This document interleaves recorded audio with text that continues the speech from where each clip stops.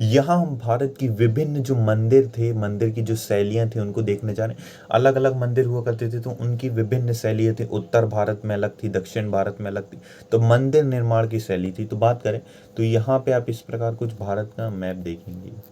Southern हिस्सा कुछ इस प्रकार होगा, यहाँ पे ऐसा कुछ होगा, तो यहाँ कुछ मैप दिखेगा। तो बात करें यहाँ पे, तो दक्षिण में जो मंदिर बनाए गए हैं वो किस शैली में होते हैं? द्रविड़ शैली। द्रविड़ शैली ये सदर्न पार्ट है, जो जैसे कि कन्नड़, तेलुगु, तमिल, मलयालम यहाँ मुख्य रूप से भाषा बोली जाती है। कुछ गुजराती, मराठी हिस्सा इसमें शामिल हो जाता है। तो ये जो है, और उत्तर भारत में चलती है नागर शैली। तो उत्तर भारत में है नागर शैली, दक्षिण भारत में है द्रविड़ शैली। द्रविड़ शैली, चलिए तो स्टार्ट करते हैं। तो सबसे पहले गंधार शैली। तो गंधार शैली की बात करें तो इसमें हेलेनिस्टिक का प्रभाव मिलता है, नीले बलुआ पत्थर का प्रयोग किया जाता है। इसमें मेनली किसका प्रयोग किया जाता है? नीले पत्थर, बलुआ पत्थर का प्रयोग किया जाता है। और ये स्वतः घाट यानी अफगानिस्तान के जो भूरे पत्थर लपेटे, ये सब देखिए इसमें क्या क्या है, यहाँ की जो मेन शैली है इसके यहाँ पे वर्णन किया गया है। तो अपन को मेन मेन बस याद रखना है जो जो पूछे जाते हैं। जैसे गंधार शैली में पूछा जाता है इस पे किस धर्म का प्रभाव पड़ता है, तो बौद्ध धर्म का प्रभाव पड़ता है। कुषाण शासकों का संरक्षण किस शैली को दिया गया? तो ये उदय और कनिष्क प्रथम समय में थे। और ये किस क्षेत्र में पाई जाती है भारत के? तो उत्तर पश्चिम भारत में विकसित की गई थी। कहाँ पे विकसित की गई थी? उत्तर पश्चिम भारत में इसे विकसित किया गया था।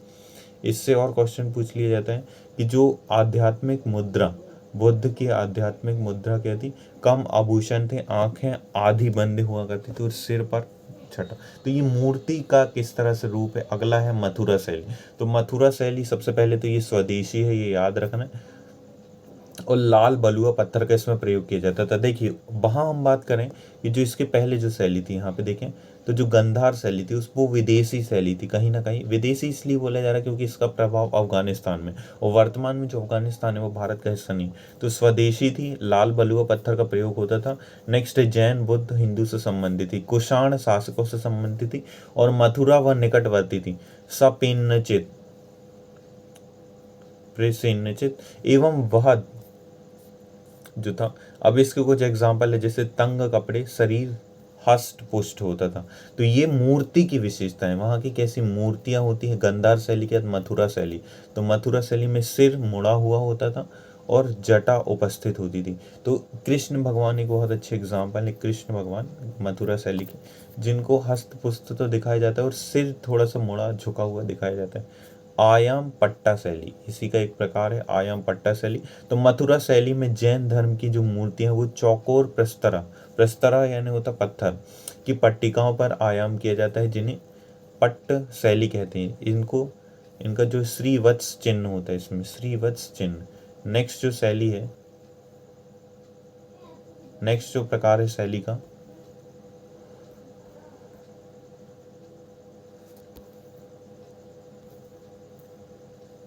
तो यहाँ पे देखें तो वो है अमरावती शैली। तो अमरावती शैली ये भी स्वदेशी है। देखिए अफगानिस्तान जो गंधार है वो वर्तमान में अफगानिस्तान में नहीं, तो केवल एकमात्र शैली जो मतलब बाहर से कह सकते जो बाहर की, तो वो है गंधार शैली। इसके बाद मथुरा शैली इंडियन है, मतलब स्वदेशी है, और अमरावती शैली भी स्वदेशी है। सफ़ेद संगमरमर के पत्थर, बौद्ध प्रभाव दिखता है। गंधार शैली में भी बौद्ध प्रभाव दिखता है और अमरावती शैली में भी बौद्ध प्रभाव दिखता है। सातवाहन, अमरावती व कृष्ण गोदावरी, त्रिभंग आसन इसमें दिखता है। और बुद्ध की व्यक्तिगत जो विशेषता है उस पर कंबल, जातक कथाओं की इसका वर्णन मिलता है, जातक कथाओं का। तो ये थी प्रमुख 3 शैलियाँ